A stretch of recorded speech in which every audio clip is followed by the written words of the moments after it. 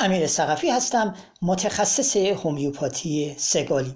در این مجموعه ویدیوها سعی دارم که دانش بی‌نظیر هومیوپاتی رو با مثالهای واقعی درمان شده نشون بدم تا منبعی باشه برای کسانی که از روش‌های دیگه درمانی دچار سرخوردگی شدن و نتیجه دلخواهشون رو نگرفتند. هومیوپاتی نه تنها یک علم بلکه یک فلسفه درمانی فوق‌العاده است که بر پایه احترام به ذات انسان‌ها و طبیعت بنا شده. سلام به شما و خوش اومدید به این کاوش امروزمون.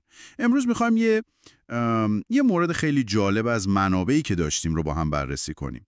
موضوعش اینه که چطور از نگاه هومیوپاتی بین حس و حال ما و مشکلات جسمیمون ممکنه ارتباط باشه. این منبع خاص از زاویه دید هومیوپاتی به ماجرا نگاه میکنه. میدونید روشی که خیلی روی خود فرد و ارتباط ذهن و بدنش تمرکز داره.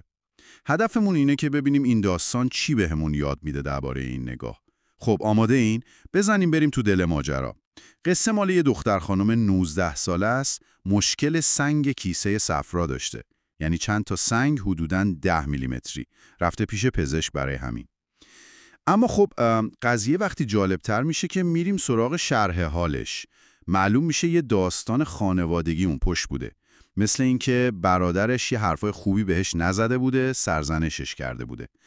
و انگار مادرش هم یه جورایی تو این قضیه نقش داشته.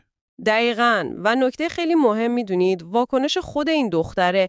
میگه من اون لحظه عصبانی نشدم اصلاً.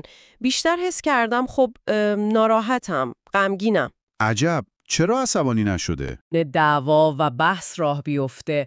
خیلی براش حفظ آرامش و هماهنگی توی خانواده مهم بوده، مخصوصاً که پدرشون فوت کرده بود و فقط همین 3 نفر مونده بودن.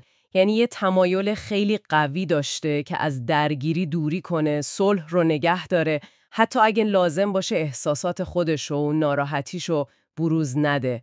این خیلی واضحه تو حرفاش. خب اینجا دیگه واقعا بحث جالب میشه. از نگاه هومیوپاتی این حالت روحی، یعنی این غمی که انگار نگه داشته تو خودش و این اصرار به هماهنگی چطوری اصلا ربط پیدا میکنه به سنگ کیسه صفراش؟ سوال خوبیه.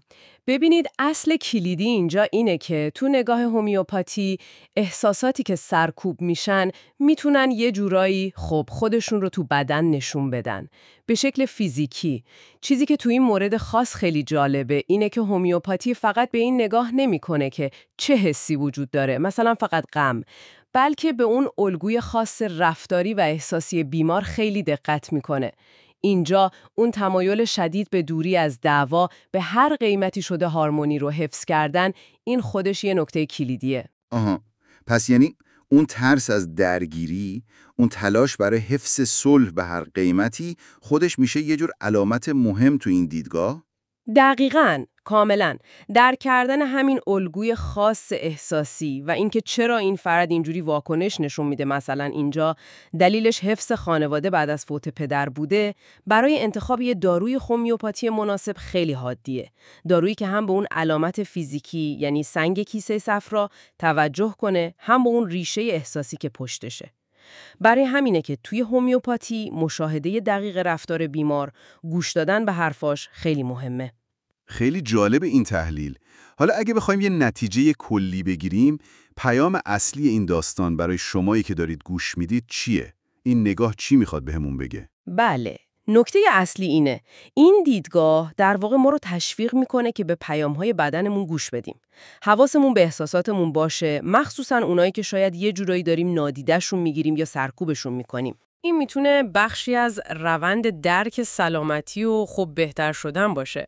یعنی به جای اینکه فقط روی یه بیماری یا یه علامت خاص زوم کنیم، سعی کنیم کل اون آدم رو ببینیم با تمام پیچیدگی‌های احساسی و رفتاریش.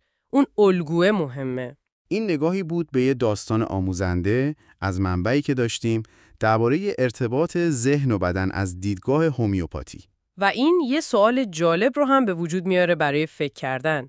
اگه طبق این دیدگاه احساسات بیان نشده‌ای مثل این میل شدید به جلوگیری از دعوا میتونن به شکل فیزیکی مثل سنگ کیسه صفرا خودشونو نشون بدن، پس بقیه حسای فیزیکی که گاهی داریم و انگار دلیل مشخصی براشون پیدا نمی‌کنیم، اونا ممکنه چی بخوان در مورد دنیای پنهان احساسات ما بگن؟ ممنون که تو این بررسی کوتاه با ما همراه بودید.